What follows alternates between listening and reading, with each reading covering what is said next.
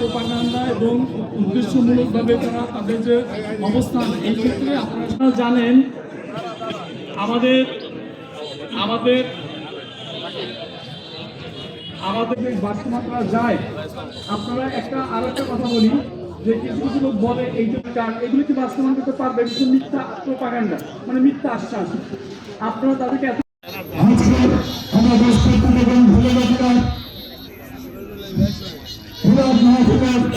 আয়োজন করা হয়েছে। আমাদের আমাদের একটি স্লোগান ছিল, আমাদের স্লোগান ছিল এরকম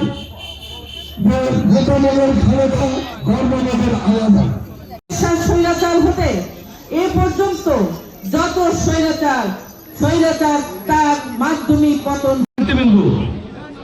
আজ আমরা কান ভয়ে এখানে উপস্থিত হয়েছি।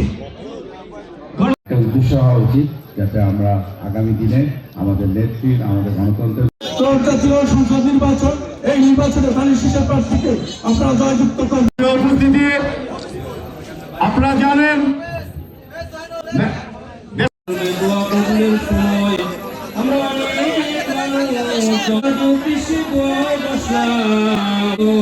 মরহুমা বেগম খালেদা জিয়ার উদ্দেশ্যে সকল গুনাহগারকে ক্ষমা করে দেন। আল্লাহ কাজের উসিলা দিয়া তাকে আপনি ক্ষমা করে দেন। আল্লাহ শুনেন কেন্দ্রীয় জনাব